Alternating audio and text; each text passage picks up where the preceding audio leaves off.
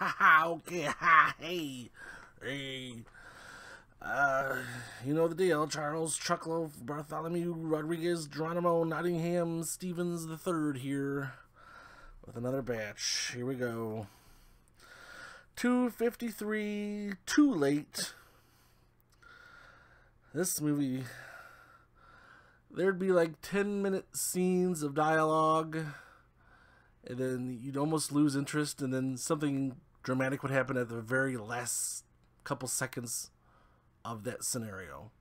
And then it would go on to the next scene, and the next scene would be pretty much the same.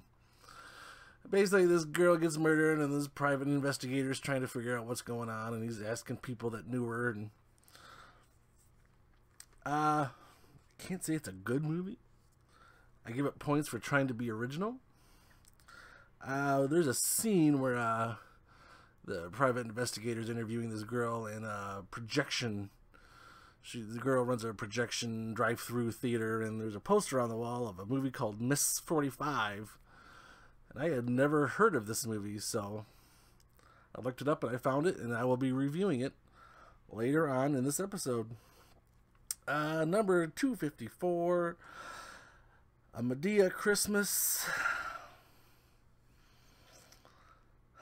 Not the best Madea movie.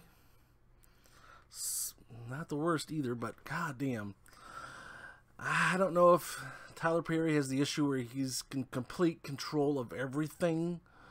Writes, produces, directs everything, etc., etc. That he doesn't have anyone to come up to him and say, you know what, this dialogue is complete poo. Kind of like the George Lucas issue when he did episodes 1 through 3 of Star Wars. There was no one there to say, hey, wait a minute, it's not any good. I can't believe they casted Larry the Cable Guy. Really? Of all human beings in the world, they got to bring in Larry the Cable. 2:55, after school, Ezra Miller, who is now the Flash in the Justice League movies. He's in college, and he has this assignment to do this film on whatever, and while he's filming B-roll in the school in the hallway there, he films these girls ODing and dying right in front of him. And then he kind of becomes weird. And you kind of learn throughout the film there's more going on than just what happened. But in that movie, on his wall, there's a movie poster for a movie called Hatchet. So I looked that up, I found it, and I will also be reviewing that movie later on in this episode. But back to After School, weird, but it's awfully slow. Slow going. Not a great movie. 2:56, Another Happy Day, another Ezra Miller movie. Had to be a coincidence. This is basically this dysfunctional family that's getting back together after all these years, and there's been marriages and divorces and et cetera, going on, and they all get back together for a wedding, and the wedding happens, and things go even crazy, as one can predict with the group of people that are involved. It's not bad. It's been done 1,000 times, but it's not bad. 2:57, Don Verdean, currently on Netflix. I loved this film. Sam Rockwell plays a biblical archaeologist who goes out and finds rare biblical items like the scissors that cut Samson's hair, or Goliath's skull, and he pawns them off as being legit and makes money for it and sells DVDs and books, and yeah, and Danny McBride plays a pastor who wants to bring him in to be the exclusive presenter of all these artifacts, and yeah, wonderful film. 2:58, this movie was interesting. Happy Hunting, I believe it's also on Netflix now. Once a year, this redneck hillbilly town over in Nevada, I think, They it's fictional, but once a year they call the riffraff, the handful of riffraff in town, and they pretty much use them for a hunting game and release them out in the desert, and all the hunters in town go after them to kill them, and they get points and they get trophies, and yeah, so that was interesting. 259, Death in Love. Wow. Completely forgettable. Some movies are just so full of themselves, it just blows your mind. Josh Lucas, his mom had some involvement in the slave camps during World War II, and it's a little bit about her love story with the father. And Josh Lucas is a womanizer, and his brother is played by Lucas Haas, and he never leaves the house, and he looks like he's melting. And I don't understand the point of this film. There was no plot. It was just garbage. But during one of these recent films, there was a trailer in the DVD for a trilogy I had never seen or heard of before, called the Red Riding Trilogy. Apparently it was made by BBC about 7 years ago. So I watched all those movies right in a row. Number 260, Red Riding, 1974. This was it's loosely based on the Yorkshire Ripper case. One of the characters apparently in this film most of the characters are fictionalized. The events were kind of true, but the characters not so much. But it doesn't make it not interesting. Andrew Garfield stars. You know him from Hacksaw Ridge and Silence. He's a reporter, and he's kind of digging the facts about this case, trying to get to it, and he gets a little too deep, and apparently there's a huge cover-up going on, and bad things happen. And then it fast forwards to the next film, 261, Red Riding, 1980. Another government official starts digging into the case, and again, he gets a little too close to the truth. You learn a little bit more about what's going on, even though, since it's mostly fictionalized, you don't really know what's true. Then more bad things happen to him once he gets too close. I can't remember the guy that starred, but he's a famous British actor.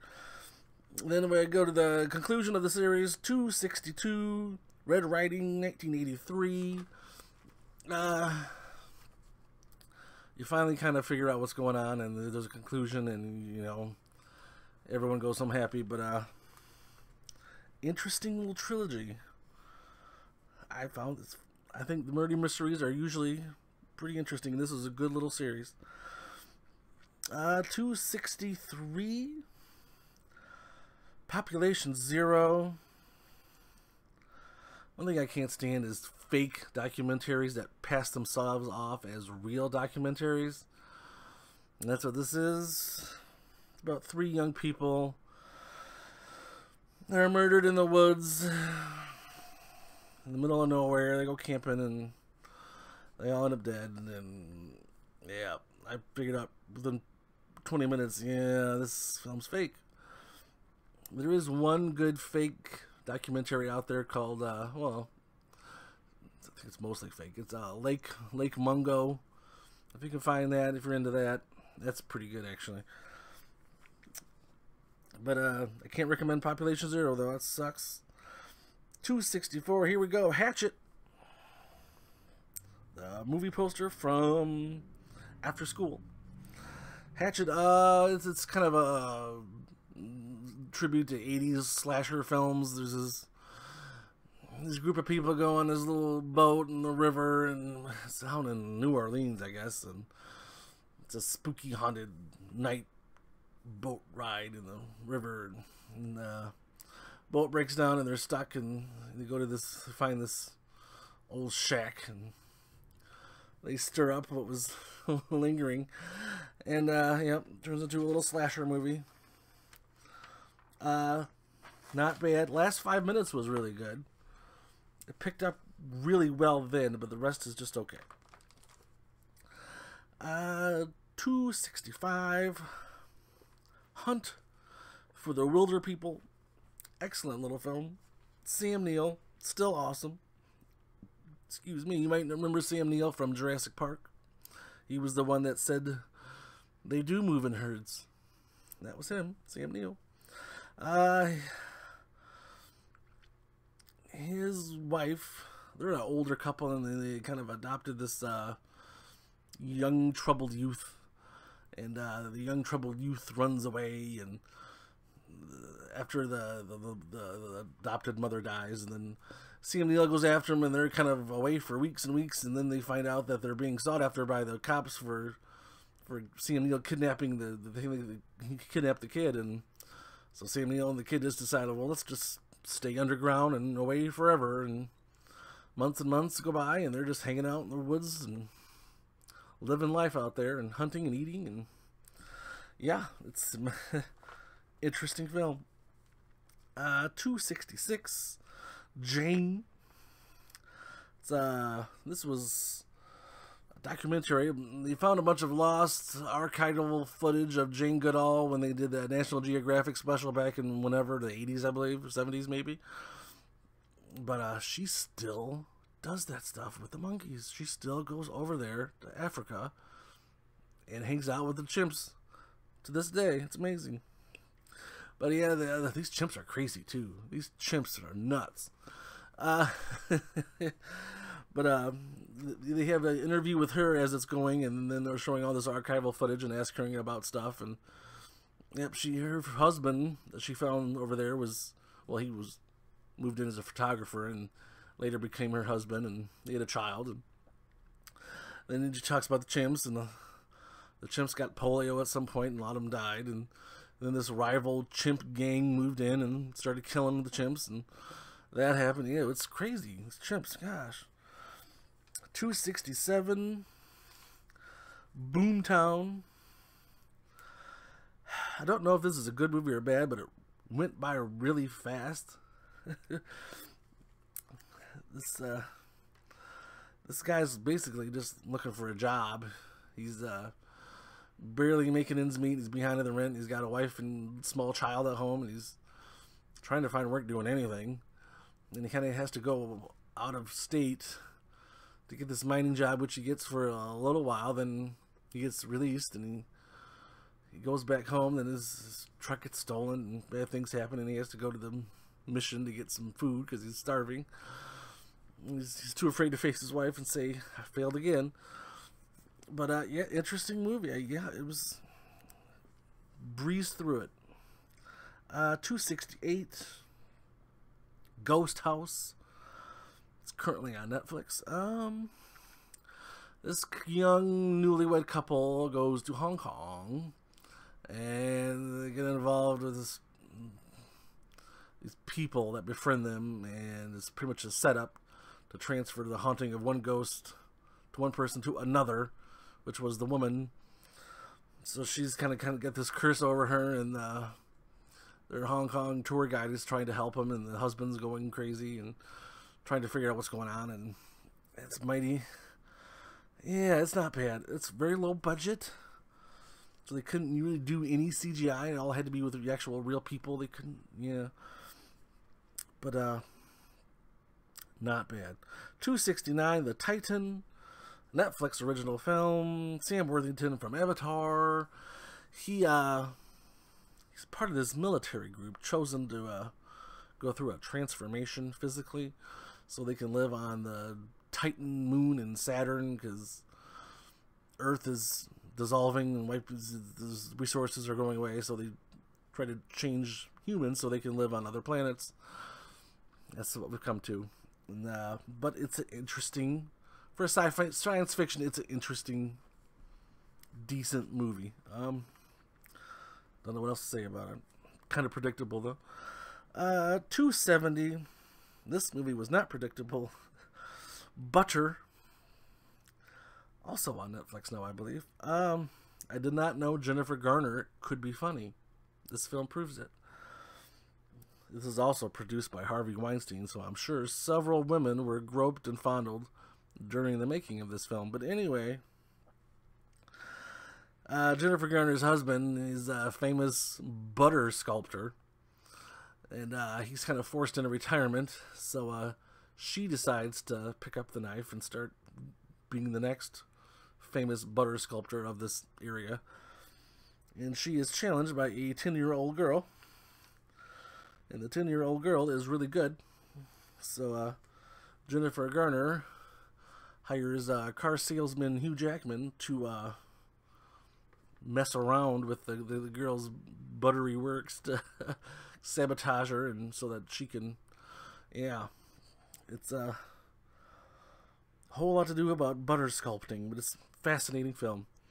271, not so fascinating, is Residue.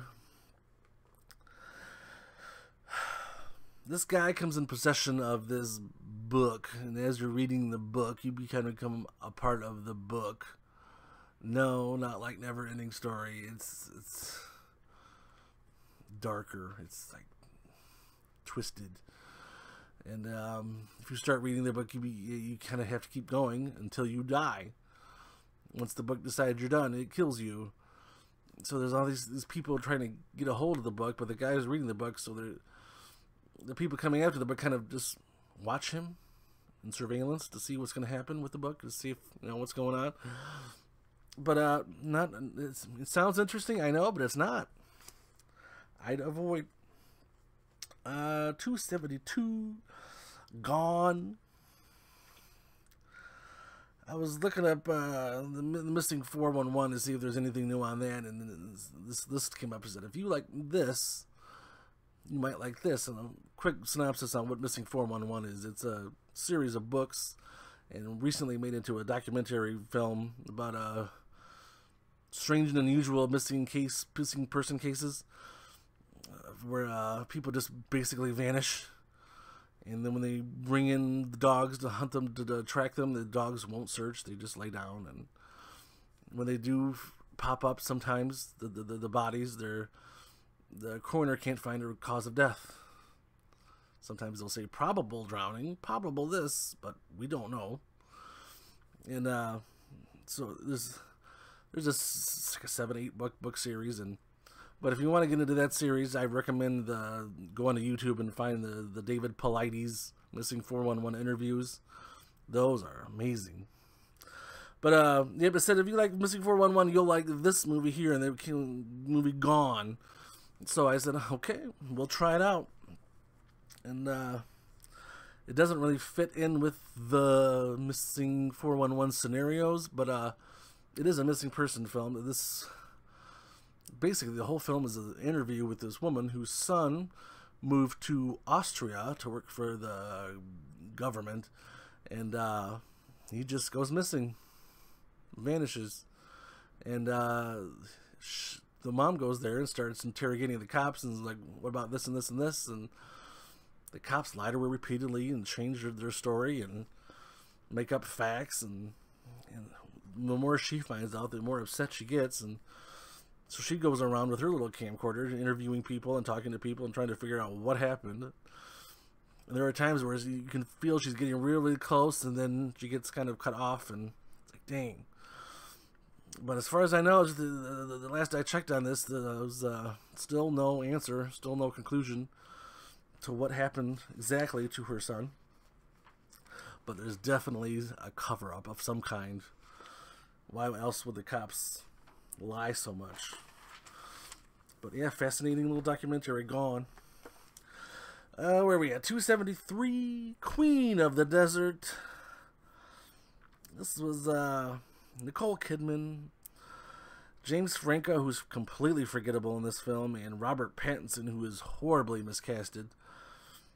But it's still an interesting movie, based on the true story of Gertrude Bell, who after World War I and the collapse of the Ottoman Empire, she was brought in as a British ambassador to kind of figure out what's going on in the Middle East there, and she trekked around that desert back and forth, upwards and backwards, and talked to all these Saudian kings and queens and whatever, and kind of figured it out and put it in place. And yeah, and some of the scenarios she gets in is ridiculous, but she talks her way out every time. That's why she was a good politician back then. But yeah, interesting film, Queen of the Desert. 274, Savages. Not to be confused with The Savages, which was a Philip Seymour Hoffman movie from like 10 years ago. But this is a recent film. It's Oliver Stone directed. It has the kid from Kick-Ass. A few other recognizable faces. Emile Hirsch. These two buddies, and they run a very successful pot business, and they're super millionaires, and they share a girlfriend, and you would think that would cause drama, but it doesn't. But then these Mexican drug lords start decapitating all the people in the group's business and start coming in to take over. So that caused kind of a turf war, as you can expect, and things kind of build up from there. But interesting mainstream movie that I knew nothing about. I guess they didn't decide to do any advertising for this movie, but interesting movie, The Savages. 275, Hangman, kind of your basic dark murder mystery. Al Pacino plays an aging, I guess he's a retired cop brought into the case. The other guy, I can't remember his name, but yeah, they partner up and go after this guy that hangs people and tortures it. But it's been done so much. Still not bad. 276, Savage Grace. I put Saving Grace. That's not what it's called. It's called Savage Grace. This movie, goddamn. Julianne Moore. She's married and has a child, and the child is growing up, and the child and the mom are very smitten. And then the child grows up eventually. The adult version of the child was played by the kid that played Stephen Hawking, whatever his Redmayne whatever his name was. And he's in Greece. And then the mother shows up, and they start sharing lovers. And they eventually have a threesome. And then the mother starts to fool around one-on-one exclusively with the child. Well, her son. He's not a child anymore. He's an adult, but still. And then the son goes crazy, and yeah, as expected. Based on a true story also, yes. Fascinating. But there's a lot of stuff you gotta wade through, though, to get to the good stuff. 277, here we go. Miss 45, the movie from the movie poster from Too Late that I reviewed earlier. Miss 45. This was a film from the early 80s about this woman who works at this designer studio, and on her way home, and as she gets home, she gets raped twice in like a 1 hour period. Darn the luck. But eventually makes her crazy, and she gets a gun and starts killing all the bad men in town. If she's walking around and sees you doing bad or treating a woman mean, even, bang bang. Yeah, that's what this movie's about. It was I never knew it existed, but it was interesting. 278. Carne, the taco maker. It's about this Mexican guy and his brother who's inhales spray, and he also cross dresses. But the main brother runs this little taco stand, and he uses human meat as the ingredients and as the taco meat, and yeah, a lot of the bad people in town try to cross him and take advantage of his big booming business with his little taco stand, and they all end up part of the menu. Yep. 279, where we Thor Ragnarok. As I've stated many times, I'm tired and put up with these action hero movies, but this one was really good. I have to admit it. Just like Guardians of the Galaxy 2, this one was entertaining. Got a little hokey sometimes with the Thor character. Like, I know you're trying to make it funny, but don't go overboard. But it did have some good moments, and sets it up nicely for the sequel, as there's always going to be.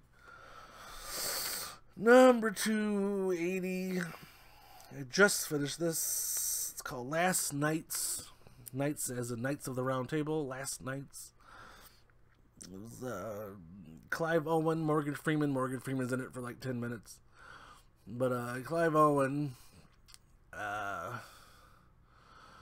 he's buddy-buddy with Morgan Freeman, and Clive Owen gets forced to behead Morgan Freeman. He didn't want to, but he was forced to, and so he's going to avenge the death by the people that made him do it, and he's a government official, and he gets this little group of army together, and they go after the guy, basically. But it kind of reminded me of Troy, and it kind of reminded me of the Kevin Costner Robin Hood movie, but darker, a little more violent, but still a good movie though, nonetheless. And that is it. Yeah, that's it. That's all we got till whenever. See you later.